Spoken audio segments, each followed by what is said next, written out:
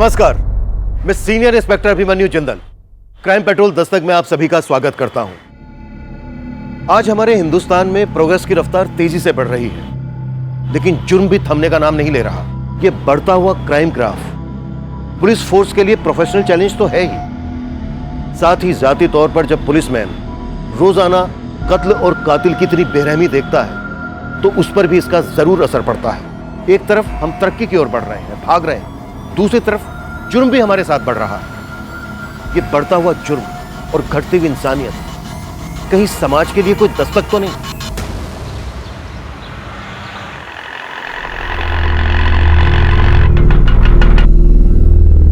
क्या रिया, तुझे कितना कन्विंस किया मैंने, लेकिन तू है कि मानने को रेडी नहीं। 2 मिनट के लिए, सिर्फ 2 मिनट के लिए प्लीज घर चलना। मेघा, फिर कभी आती हूँ ना, प्लीज।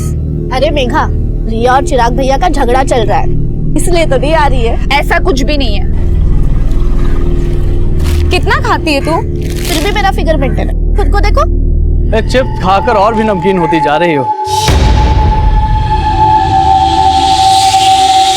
वर्षा और मेघा रायवाची बहनें, अरे काम करते ना, हम लोग भी अपना नाम बदलकर बादल और मेघ रख लेते हैं, चारों मिलकर बिजलियां कड़काएंगे। भाई मजा आ जाएगा। हाय हाय।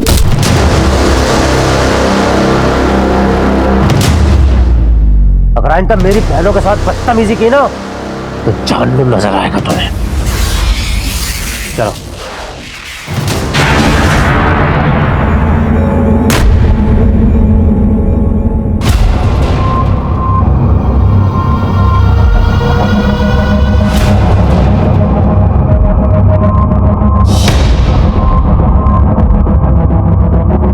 ये आप क्यों आया?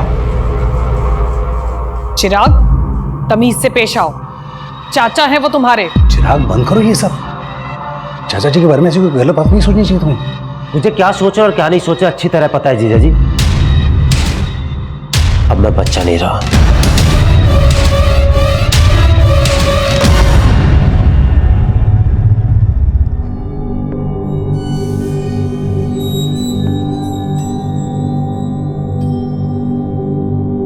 भाई साहब, मेरा मानना है प्रीत रीत से बड़ी होती है। हमारे देवी देवताओं ने हमेशा प्रीत का मान रखा। जी एकदम एकदम 16 आने सच बात बोली आपने। तो इसी बात पर कर देते हैं प्रीत और रीत का संगम। ये लीजिए, आ गई आपकी बहू। दो बेटा, दो दो।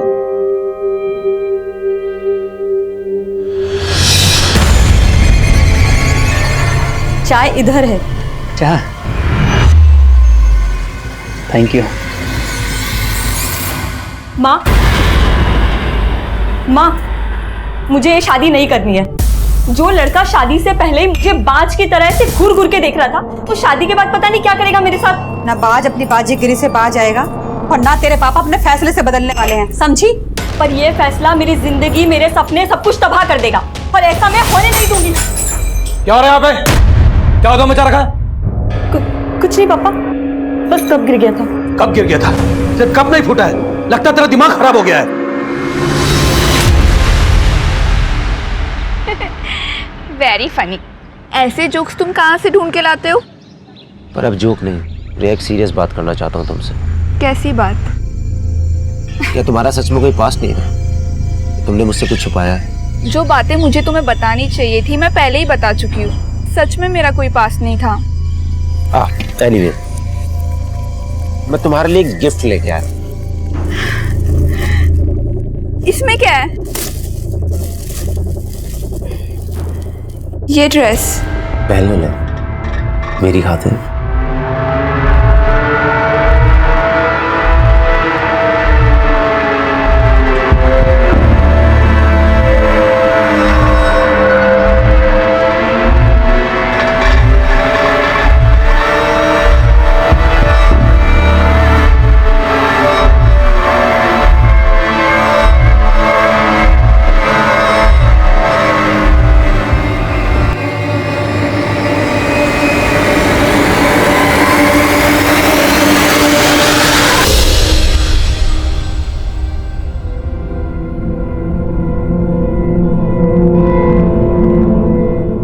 बस बस हो गया, मंडी जाना है मुझे, देर हो रही है।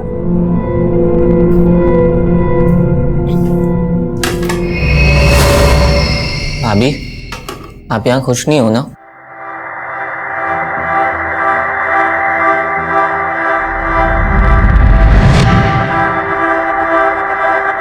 क्यों रे? इसका हमदर्द बनने की कोशिश कर रहे हैं। तेरे इरादे ठीक नहीं लग रहे मुझे। बताऊं क्या राजीव भैया को? तो बता दो ना, मुझे फर्क नहीं पड़ता है।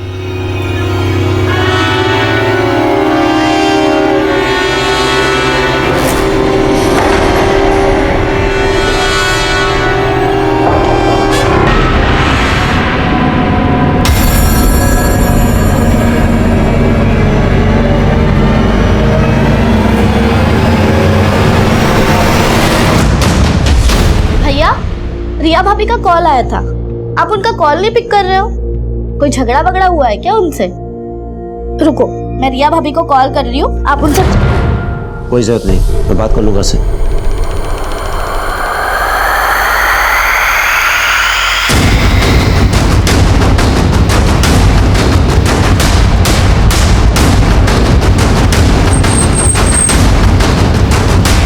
सर, एक लड़के की बॉडी में।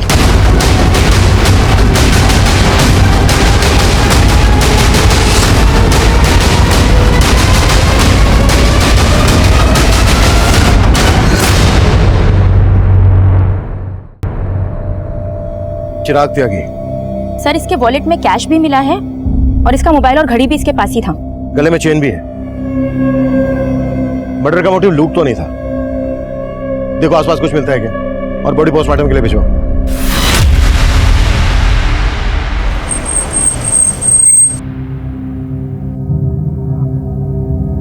हमें चिराग की लाश एमसीडी पार्क के पास एक खाली प्लॉट में मिली। आप लोगों से चिराग कुछ कहकर गया था कि कहाँ जा रहा है? चिराग भैया ने तो कुछ बताया नहीं था, पर हो सकता है वो रिया भाभी से मिलने गए हो। रिया भाभी? चिराग शादीशुदा था? नहीं सर, चिराग भैया की शादी होने वाली थी। रिया चिराग भैया के फियांसे हैं। मॉर्निंग में मुझे रिया भाभी का कॉल आया था, वो बोल रही थी कि चिराग भैया उनका फोन पिक नहीं कर रहे। भैया, रिया भाभी का कॉल आया था, आप उनका कॉल नहीं पिक कर रहे हो? कोई झगड़ा वगड़ा हुआ है क्या उनसे? रुको, मैं रिया भाभी को कॉल कर रही हूँ, आप उनसे। कोई जरूरत नहीं, मैं बात कर लूंगा से। जब भैया गए थे तब उनका मूड भी काफी ऑफ लग रहा था।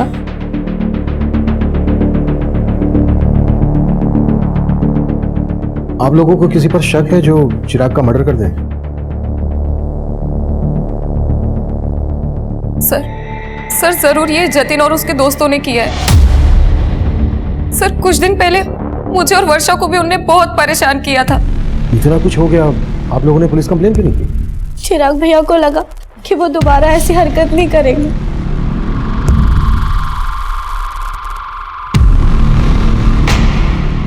रविंदर, जतिन और उसके दोस्त के बारे में पता करो और उठा लो दोनों को। सर, एक बात है, हमें क्राइम सीन से चिराग का फोन मिला था। हमने फोन चेक किया तो उसको लास्ट कॉल रिया ने किया था। और सर, उन दोनों में करीब 5 मिनट बात हुई है। चिराग की बहनों की बातों से ऐसा लग रहा था जैसे चिराग और रिया के बीच झगड़ा हुआ। इस रिया से भी मिलना पड़ेगा।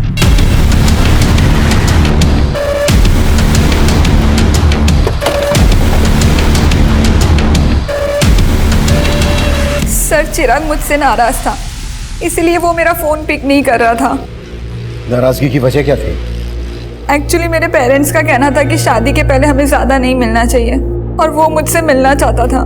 मैंने उसे मना कर दिया तो उसे ये बात बुरी लग गई। चिराग की फोन पर आखिरी बार बात तुमसे हुई थी, क्या बातें हुई थी तुम दोनों के बीच?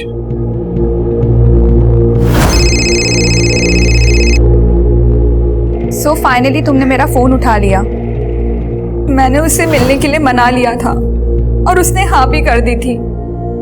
तो तुम चिराग से मिली थी? नहीं सर, पर हम मिलने वाले थे।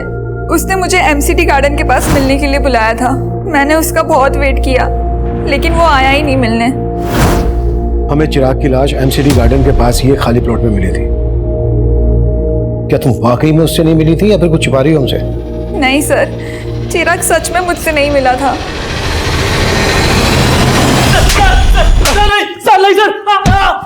सर नहीं, सर मुझे कुछ नहीं मालूम सर मैंने कुछ नहीं किया सर। तूने नहीं किया तो जतिन ने किया होगा। जतिन कहाँ है? सर जतिन 2 दिन पहले सर कुरुक्षेत्र गया था सर, और सर चिराग का मर्डर तो सर कल हुआ था। सर जतिन ने भी चिराग को नहीं मारा सर। अगर जतिन ने चिराग को नहीं मारा है तो वो अपना फोन बंद करके क्यों बैठा है? और कुरुक्षेत्र में कहाँ है वो? सर मुझे नहीं मालूम सर, मैं सर बोल रहा हूँ सर। नहीं मानेगा तो नहीं नहीं नहीं नहीं।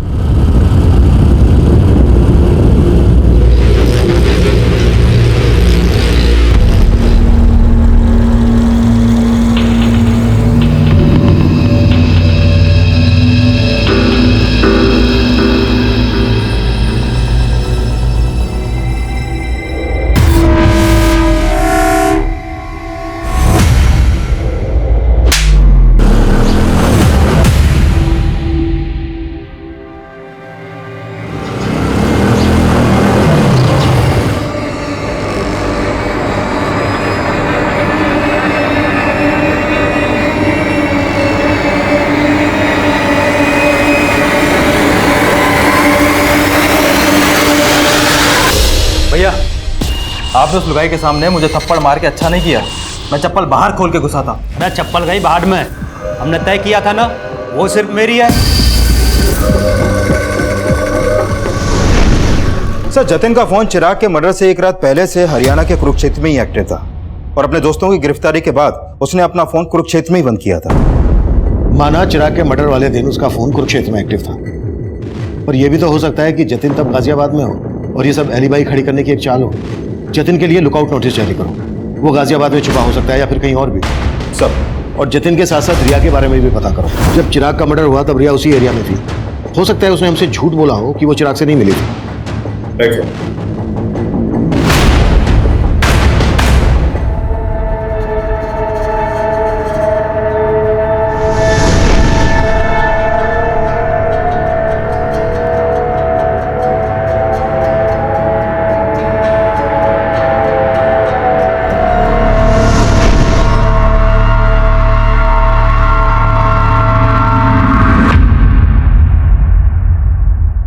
पानी पियो, लो पानी पियो। मैं समझ सकता हूँ कि किस्मत ने फिर से एक बहुत बड़ा घाव दिया, लेकिन अपने बाकी के बच्चों के लिए तुम्हें इस दुख से उभरना पड़ेगा ना। ऐसा काम थोड़ी चलेगा। चिराग के जाने के बाद चाचा जी को तो लाइसेंस मिल गया आने का। मुझे कुछ ठीक नहीं लग रहा है।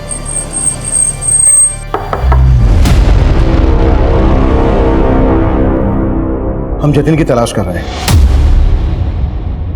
लेकिन हमें रिया के बारे में भी कुछ बातें जाननी है। चिराग रिया को कब से जानता था और क्या उन दोनों की लव मैरिज होने वाली थी? नहीं सर, उसका रिश्ता तो हमने ही करवाया था। दरअसल रिया मेघा और वर्षा के साथ एक ही स्कूल में थी। रिया और मेघा तो बचपन की दोस्त हैं। उसके घर वालों को हम बहुत अच्छे से जानते हैं। तो क्या चिराग इस शादी से खुश था? हाँ सर, ये शादी उसकी मर्जी से ही हो रही थी। आप ये सब क्यों पूछ रहे हैं? आपको क्या रिया पे शक है? मतलब मुझे पता लगा कि चिराग जब मिलने गया था रिया को तभी ये सब। आप क्या रखते हैं चिराग के? जी मैं चिराग का जीजा हूँ। वैसे रहते कहाँ हैं? जी मैं इसी घर में रहता हूँ, यही। नहीं। और आप? मैं चिराग का चाचा हूँ सर। चिराग मेरी भाभी का इकलौता बेटा था। उसके बिना ये घर सर, उसके गुनाहगार बचने नहीं चाहिए सर। दोषियों को सजा दिलाना हमारी ड्यूटी है, आप चिंता मत कीजिए।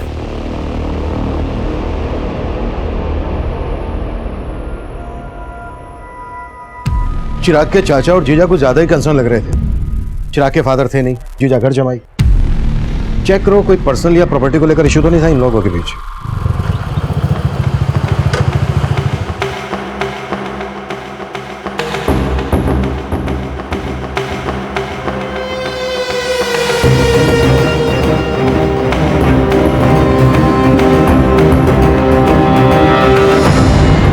सर रिया के कॉल रिकॉर्ड में ऐसा कोई क्लू नहीं मिला कि उसका किसी और लड़के से कोई अफेयर हो। रिया के पड़ोसी और बाकी रिश्तेदारों से पता करो, शायद कोई क्लू मिल जाए। सर, कुरुक्षेत्र पुलिस से जतिन से जुड़े एक और आपराधिक मामले के बारे में पता चला है। सर, जिस दिन चिराग का मर्डर हुआ था उसी दिन जतिन ने कुरुक्षेत्र से एक बाइक चुराई थी। कुरुक्षेत्र पुलिस भी जतिन को ढूंढ रही है। हो सकता है जतिन उसी बाइक से गाजियाबाद आया हो। लेकिन सर, क्राइम सीन के आसपास के सारे सीसीटीवी फुटेज हमने खंगाल डाले थे। उनमें जतिन ने जो बाइक कुरुक्षेत्र से चुराई थी वो कहीं नहीं देखी गई। सर हो सकता है वो बाइक सोनीपत में हो। सोनीपत? हाँ सर, क्योंकि लास्ट टाइम जब चिराग ने रिया को कॉल किया था तब उसका फोन सोनीपत में ही एक्टिव था। ये भी तो हो सकता है कि चिराग का मर्डर सोनीपत में किया गया हो और पर्पसली उसकी बॉडी को एमसीडी गार्डन के पास लाकर डंप कर दिया गया हो। चिराग का फोन सोनीपत में जहां जहां एक्टिव था वहां के सीसीटीवी खंगालो और चिराग की फैमिली से भी पता करो कि वो सोनीपत क्यों गया होगा।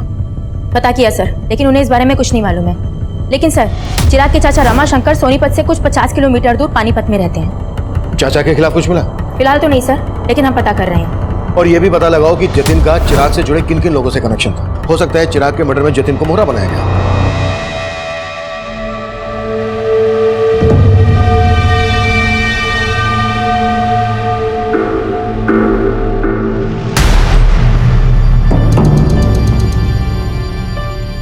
वर्षा, मेघा, ये चाचा जी तो यहीं बस गए हैं। उनका छोड़ो दीदी, आप और जीजा जी कब जा रहे हो? तुझे हमसे क्या प्रॉब्लम है? हाँ, एक मिनट वर्षा, मुझे ना घर जमाई बन के रहने का कोई शौक नहीं है। तुम दोनों को पता है कि मैंने एक फ्लैट बुक किया है। अगर उसका बिल्डर पैसे लेके भागा नहीं होता ना तो मैं तो यहाँ पिछले 2 साल से जीजा जी आप यही बोल रहे हैं। और दीदी, आपको तो पता है ना अपना फाइनेंशियल कंडीशन कैसा है, इसलिए प्लीज आप दोनों अपने रहने का इंतजाम कहीं और ही कीजिए ताकि हम ऊपर वाला फ्लोर रेंट पे दे सकें। ये घर ना मेरा भी है, तुम मुझे से जाने के लिए नहीं बोल सकती, समझी? बस फिर से तुम लोग उसी बातों पे लड़ने लगे। और मेघा, किसकी नीयत कैसी है ये मैं अच्छे से जानती हूँ और इन सब बातों के लिए मैं हूँ। लेकिन चिराग भैया ने तो आप पे कभी भरोसा ही नहीं किया और वजह आप अच्छी तरीके से जानती है। हम चिराग के घर वालों के बारे में पता कर रहे थे और दूसरी तरफ हम जतिन को भी ढूंढ रहे थे, लेकिन हमें जतिन नहीं मिल रहा था जिस पर चिराग की फैमिली शक जता रही थी। चिराग की मंगेतर रिया भी हमारे रडार पर थी, लेकिन इस केस से जुड़ा एक अलग ही एंगल तब हमारे सामने आया जिसने इस केस को अचानक से एक घुमाव दे दिया। सर, हमने उस दिन के सोनीपत के एरिया के सीसीटीवी खंगाले थे जब चिराग का फोन वहां पर एक्टिव था, लेकिन उसमें से किसी भी फुटेज में चिराग कैप्चर नहीं हुआ। लेकिन सर, उससे एक दिन पहले की एक सीसीटीवी फुटेज में चिराग कैप्चर हुआ था जिसमें वो एक औरत का पीछा कर रहा था। ये देखिए सर। कौन है ये औरत और चिराग क्यों और किस मकसद से इसका पीछा कर रहा होगा? प्रिया, औरत घूंघट में है, फिर भी चिराग के घर वालों को ये फुटेज दिखाओ, हो सकता है वहां से कोई हिंट मिल जाए। Right sir.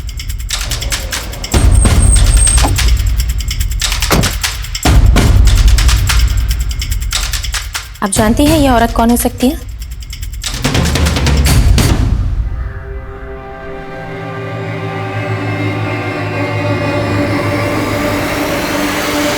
नीच, जब मैं अंदर होता हूँ तब भी तू इसी तरह झांकता है? हाँ, झांकता हूँ, लेकिन आपकी तरह आपकी मशरूफियत में बाधा नहीं डालता। उसे देखिए, इश्क लड़ा रहा है अंदर। तो लड़ाने दे, तेरे क्यों चुल उठ रही है? अरे वो मेरे भोले भैया उस लड़की को हमारे खिलाफ भड़का रहा है।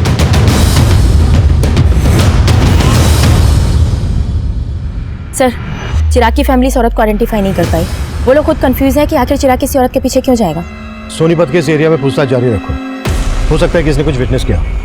सर, सुजाता के जिस रिश्तेदार ने रिया और चिराग का रिश्ता करवाया था, मेरी उनसे बात हुई। उनका कहना है कि चिराग के मर्डर वाली सुबह उनको रिया की माँ का कॉल आया था और वो रिया से चिराग का रिश्ता तोड़ना चाहती थी, लेकिन उससे पहले चिराग का मर्डर हो गया सर। यानी चिराग और रिया की स्टोरी में कोई और भी एंगल है। रिया की मदर ये रिश्ता तोड़वाना चाहती थी तो जाहिर सी बात है रिया को ये बात पता होगी, लेकिन रिया ने हमसे बताई नहीं। इस वजह से दोबारा मिलते हैं। अरे बाबली, अरे रो क्यों रही है? अरे आज रोने का दिन ना है, आज तो हंसने का मौका है। अरे अपना मुकुल है ना, उसका हैप्पी बर्थडे है और उसे आज मैं अपना दिन तोहफे में दूंगा। सर, मम्मी मेरे कहने पे ये रिश्ता चिराग से तोड़ने वाली थी, लेकिन फिर उसका मर्डर हो गया। मुझे इसलिए कुछ समझ में नहीं आ रहा था कि आप लोगों को ये बात बोलूं या ना बोलूं। समझ में नहीं आ रहा था क्या फिर जानबूझकर ये बात हमसे छुपाई गई? नहीं सर, ऐसा कुछ भी नहीं है। तो फिर कैसा है? शादी क्यों तोड़ना चाहती थी? सर, एक्चुअली वो चिराग कुछ दिनों से बहुत अजीब बिहेव करने लगा था। पहले वो जब भी मिलता था अच्छी बातें करता था, लेकिन अचानक से उसके बिहेवियर में चेंजेस आ गए। रिया, एक सीरियस बात करना चाहता हूँ तुमसे। कैसी बात? क्या तुम्हारा सच में कोई पास्ट नहीं है? जो बातें मुझे तुम्हें बतानी चाहिए थी मैं पहले ही बता चुकी हूँ। सच में मेरा कोई पास नहीं था। एनीवे, मैं तुम्हारे लिए एक गिफ्ट लेके आया। ये ड्रेस पहन लो।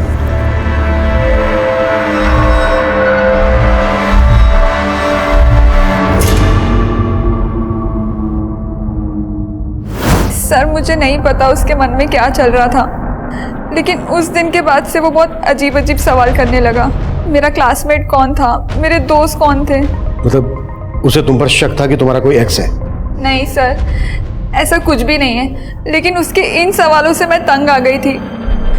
मैंने ही मम्मी से कहा था कि मैं उससे शादी नहीं करना चाहती, और फिर मैंने डिसाइड किया कि उस दिन मैं चिराग से मिलकर सब कुछ खत्म कर लूंगी। तो उस दिन चिराग तुमसे मिला था? नहीं सर, मैंने कहा ना, मैं उस दिन चिराग से नहीं मिली। लेकिन चिराग की लाश हमें उसी एरिया में मिली जहां तुम उससे मिलने वाली थी। सर आप कहना क्या चाहते हैं? मैंने चिराग को मारा है। सर माना रिया के बयान से लग रहा है कि चिराग को डाउट था कि रिया का कोई पास्ट होगा, लेकिन जितना हमने रिया के बारे में पता किया उससे कहीं नहीं लगा कि रिया की लाइफ में कोई और लड़का भी होगा। लेकिन सवाल यह है कि चिराग को शक क्यों था?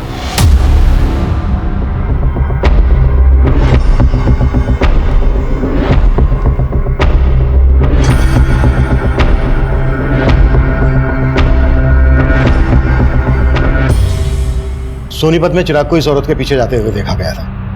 हो सकता है इसी औरत ने चिराग के दिमाग में जहर भरा हो। सर इसका मतलब ये औरत रिया की जानने वाली हो सकती है। करेक्ट। और हो सकता है चिराग को इस औरत की असलियत पता चल गई हो और इस औरत ने चिराग, इस औरत की फोटो रिया और उसकी मदर को दिखाओ और सोनीपत में पूछताछ तेज कर दो। हमारे लिए जानना बेहद जरूरी है कि आखिर ये औरत है कौन। सर क्या आप इसको जानते हैं?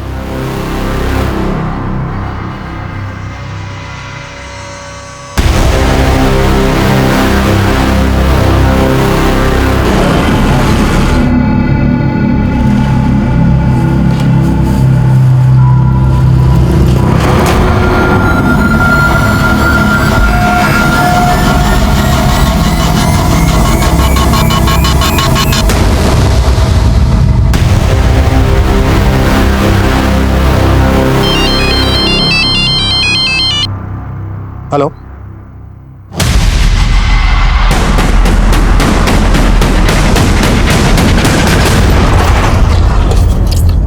सर जिस घूंघट वाली औरत को हम ढूंढ रहे थे उस औरत को इस दुकान पे देखा गया।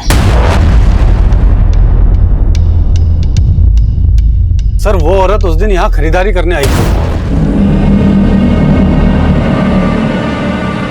सुनिए, अब जी नहीं पहचाना? अरे चिराग। उसके बाद वो लड़का भी यहाँ से उस औरत के पीछे चला गया था।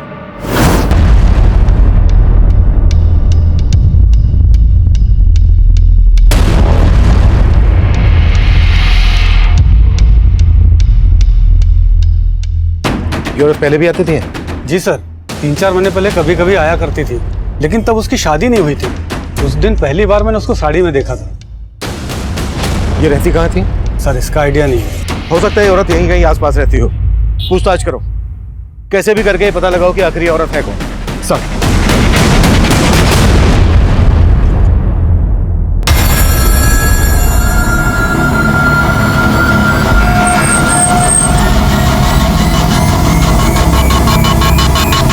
हम सोच ही नहीं पा रहे थे कि उस घूंघट वाली लड़की की चिराग के मर्डर में क्या भूमिका होगी, लेकिन उसी दौरान कुरुक्षेत्र पुलिस से हमें जतिन से जुड़ी एक अहम लीड मिली और आखिरकार हमने जतिन को धर ही लिया।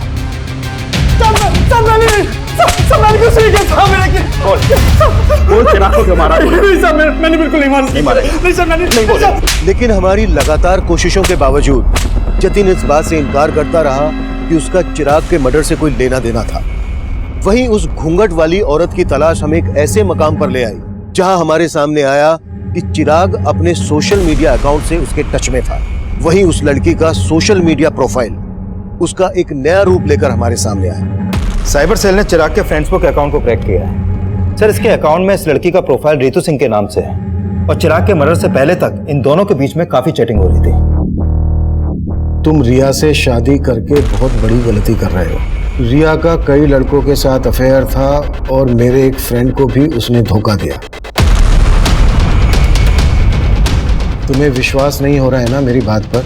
मेरे फ्रेंड ने मुझे बताया कि रिया की बेड पर पिल है जो वही जान सकता है जिसका उसके साथ फिजिकल रिलेशन था। सर यानी ये ऋतु रिया को भी जानती है और उसके बॉयफ्रेंड को भी। लेकिन रिया ने ऋतु का फोटो आइडेंटिफाई नहीं किया और ना ही उसकी बैकग्राउंड से हमें यह पता चला है कि रिया का किसी के साथ कोई अफेयर था। हो सकता है कि ऋतु रिया के खिलाफ चिराग को भड़का रही हो।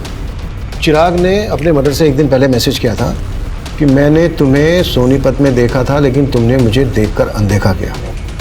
और उसके जवाब में ये लिखती है, उस समय मुझे कुछ सूझा नहीं था, मैं तुमसे दोबारा मिलने के लिए तैयार हूँ। उसके बाद कोई चैटिंग नहीं हुई। सर इसका मतलब चिराग इस लड़की से मिला होगा और जरूर चिराग के मर्डर में इसी लड़की का हाथ होगा सर। लेकिन उनकी चैटिंग से ऐसा लग नहीं रहा है कि सिर्फ ऑनलाइन फ्रेंड थे, शायद इससे कुछ ज्यादा था। May be affair.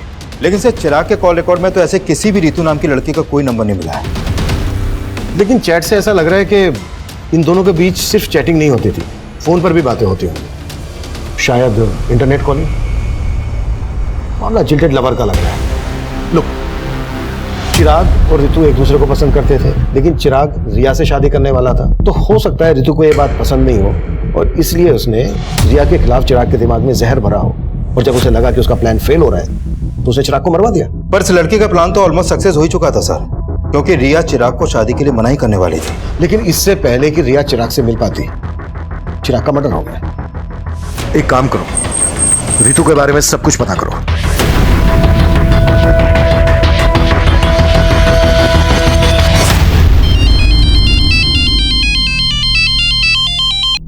हाँ रविंदर। सर उस लड़की के पेरेंट्स के घर का पता चला।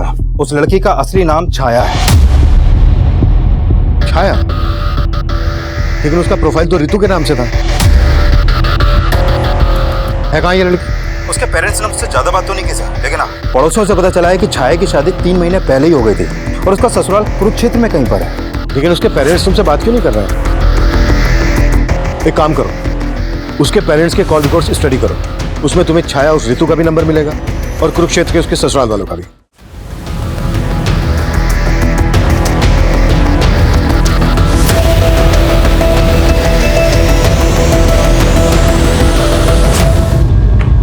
सर छाया के पेरेंट्स के कॉल रिकॉर्ड में छाया का नंबर तो मिला ही है, लेकिन उसके अलावा 2 नंबर और मिले हैं कुरुक्षेत्र के। ये देखिए सर, एक नंबर राजीव के नाम पे रजिस्टर्ड है और ये दूसरा अनीता के।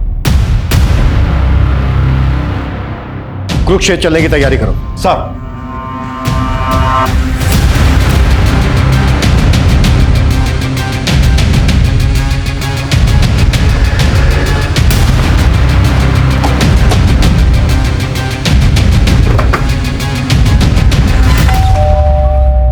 जी, हम छाया से मिलने आए हैं। हमें पता चला है कि उसकी यहीं पर शादी हुई है। जी वो मेरी बीवी है, लेकिन आप उससे क्यों मिलना चाहते हो? हमें केस के सिलसिले में उससे बात करनी है। केस? कौन सा केस साहब? बुलाओ उसको, या हम उसी से बात करेंगे। नहीं, वो यहाँ पर नहीं है। तो फिर कहाँ है? 1 सप्ताह पहले यहाँ से भाग गई। भाग गई? जी, और अब हम उसके बारे में कोई बात भी नहीं करना चाहते हैं। धन्यवाद। सर छाया का फोन स्विच ऑफ है। तो छाया का पति बोल रहा है कि 1 हफ्ता पहले ही छाया यहाँ से भाग गई थी। सर मुझे लग रहा है ये जरूर उसे बचा रहा है। हो सकता है छाया के फादर राम सिंह को पता चल गया था कि हम छाया को ढूंढ रहे हैं। एक काम करो, छाया के फादर राम सिंह पे नजर रखो और ससुराल वालों पर भी। इनके बारे में सब कुछ पता करो। सर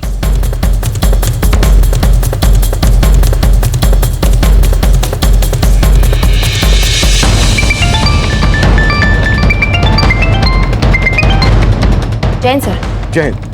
छाया के कॉल रिकॉर्ड्स आए? जी सर, वही स्टडी कर रही थी। सर छाया का फोन 1 हफ्ते पहले सोनीपत में ही बंद हुआ था।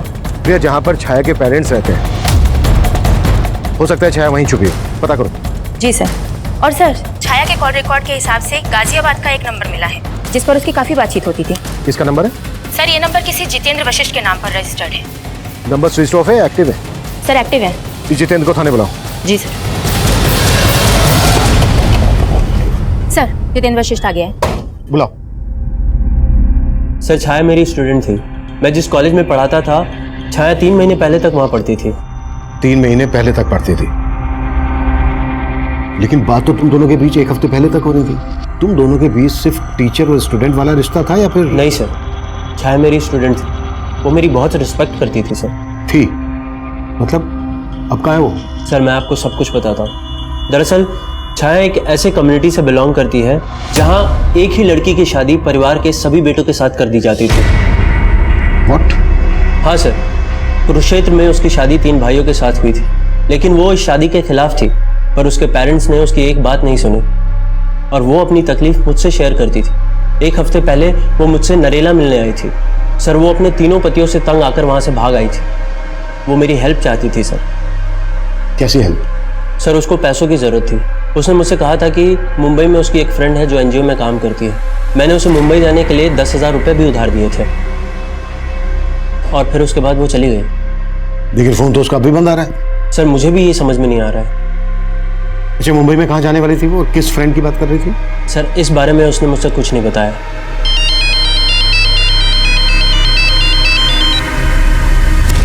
हाँ रविंदर। सर सोनीपत पुलिस से एक चौंकाने वाली इंफॉर्मेशन मिली है। कुछ दिन पहले उन्हें सोनीपत में छाया की लाश मिली थी।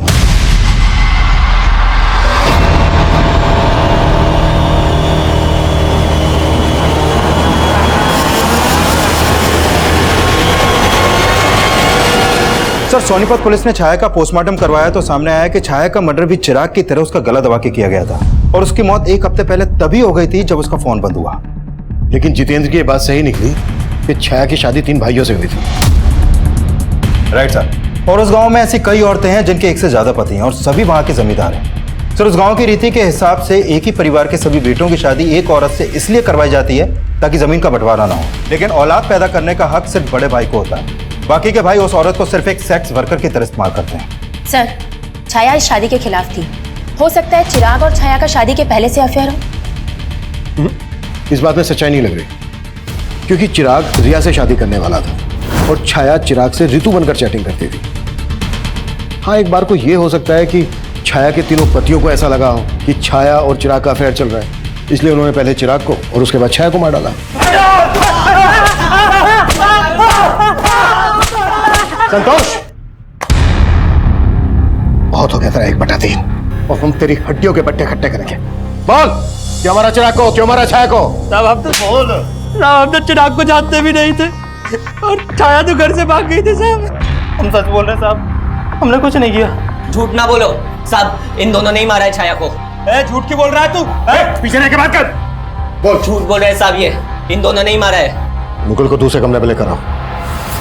साहब चिराग कौन है ये तो मैं भी नहीं जानता, कि मेरे दोनों भाइयों ने सर जीना हराम कर दिया था उसका। और शादी तो तूने भी की थी उससे। सर जैसी जबरदस्ती उसके साथ हुई थी वैसी ही मेरे साथ हुई थी। छोड़ो मुझे। अरे तू चल अंदर, छोड़ो मुझे। बना हैप्पी बर्थडे, और वो भी हमारे सामने, और साबित करके बता कि तू उसका कसम है कि इसका यार। चल कपड़े उतार चल। क्या बोल रही है भैया? कपड़े उतार चल। अरे तू भी उतारना, चल ला इसे। लेकिन मैं छाया की तकलीफ समझता था, इसीलिए मैंने ही उसे भागने में मदद की थी।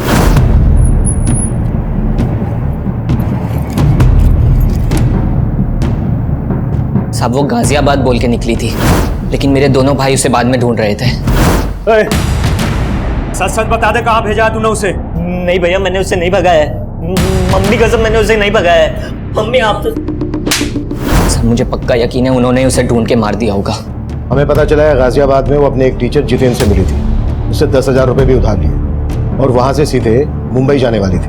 मुंबई में उसकी एक फ्रेंड है जो एनजीओ में काम करती है। उसकी ऐसी किसी फ्रेंड को जानते हो जो मुंबई में रहती है? नहीं साहब, उसने तो बस मुझे इतना ही बताया था कि वो गाजियाबाद में अपने किसी दोस्त से मिलने जा रही है। इसके अलावा उसने मुझे कुछ नहीं बताया था साहब।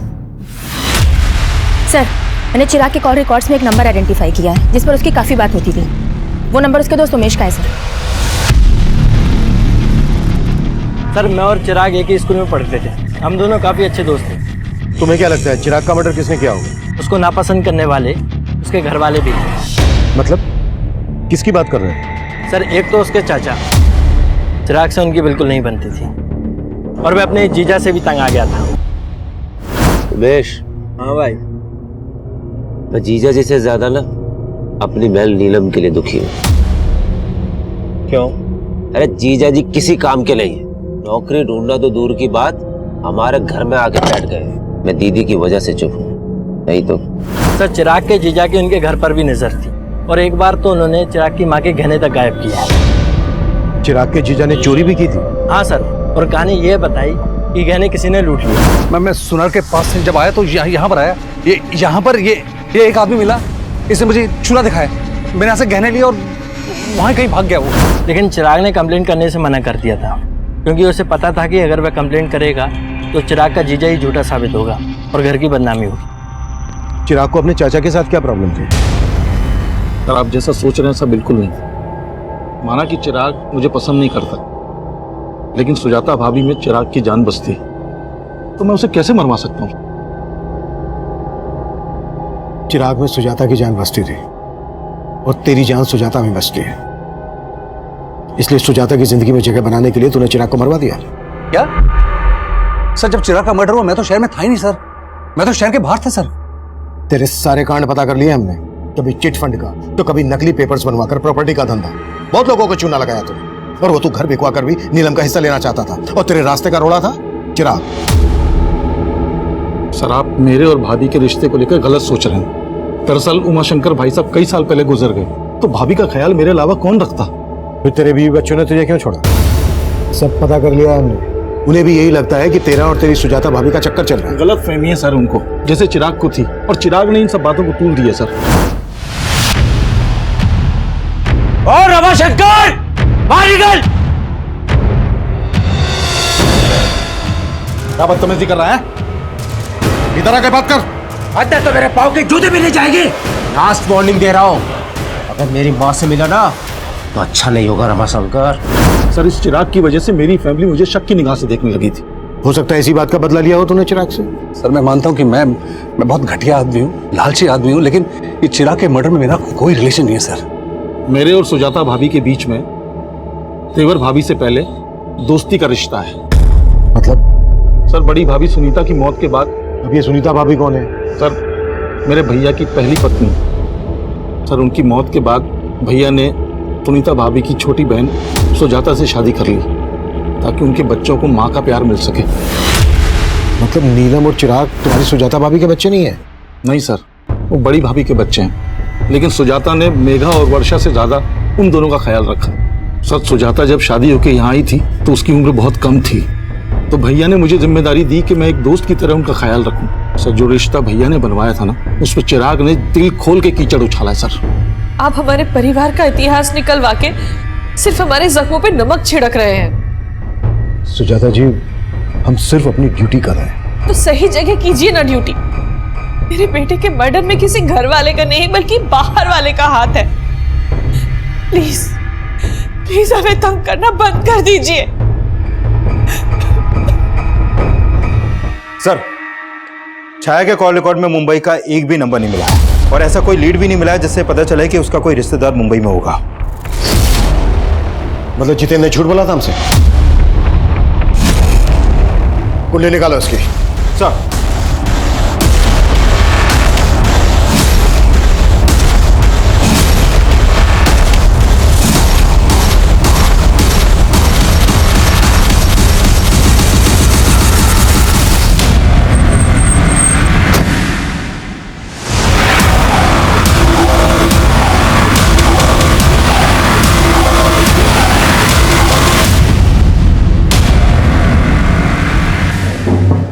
छाया का टीचर, मेघा का लवर। अब ये बोल छाया को ऋतु बनाने का क्या चक्कर है? पहले चिराग का मर्डर, उसके बाद छाया का मर्डर। ये कहानी क्यों और कैसे रची?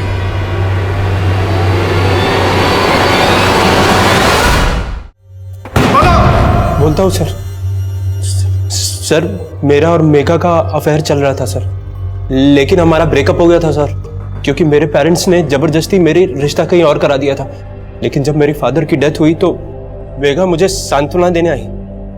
उसके बाद से सर हमारा फिर से मिलना चालू हो गया सर। और मेघा ने बताया कि इसके फादर के डेथ के बाद से नौकरी कंपैशन के आधार पर नौकरी किसी एक बच्चे को मिल सकती थी, और चिराग अच्छा खासा पढ़ा लिखा था, वो चाहे तो कोई दूसरी नौकरी कर सकता था, लेकिन नहीं, माँ ने ये नौकरी उसके नाम कर दी। मुझे लगा अगर मैं चिराग को मार दूंगी तो ये नौकरी मेरे नाम हो जाएगी। मुझे मालूम था छाया जितेंद्र की स्टूडेंट थी, इसलिए जितेंद्र की मदद से हमने छाया की फोटो यूज की और रितु नाम की एक फेक प्रोफाइल बनाई और चिराग को फ्रेंड रिक्वेस्ट भेजी और उसने वो रिक्वेस्ट एक्सेप्ट भी कर ली। धीरे धीरे हमारी नॉर्मल बातें होने लगी। फिर एक दिन चैटिंग के थ्रू चिराग ने मुझे कहा कि उसे रिया से शादी करनी है। बस इसी मौके का फायदा उठाकर मैंने चिराग को कहा रिया की फोटो भेजने के लिए और फिर मैंने उसे लिखना शुरू किया कि मैं रिया को जानती हूँ और फिर धीरे धीरे चिराग के मन में रिया के खिलाफ शक पैदा करवाया। और चिराग तुम्हारे उन मैसेजेस पर बिना सोचे समझे भरोसा करने लगा था? नहीं, मैं रितु बनकर कभी कभी किसी ऐप के जरिए उससे वॉइस कॉल करती थी। एक तरफ चिराग और रिया का रोज झगड़ा होने लगा और दूसरी तरफ चिराग मुझसे बार बार मिलने की रिक्वेस्ट करने लगा। उसी दिन उसने छाया को सोनीपत में देख लिया और छाया ने उसे देखकर जिस तरह से रिएक्ट किया उसे शक होने लगा। इसीलिए मैंने रितु बनकर उसे कॉल किया और उसे मिलने के लिए बुलाया। और तुम्हें पता था चिराग और रिया एमसीडी गार्डन में मिलते थे, इसलिए तुमने उसको वहीं पर मिलने के लिए बुलाया।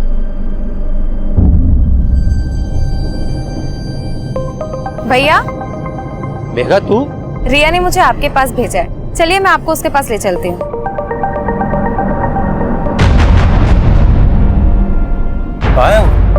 भैया बस आती होगी।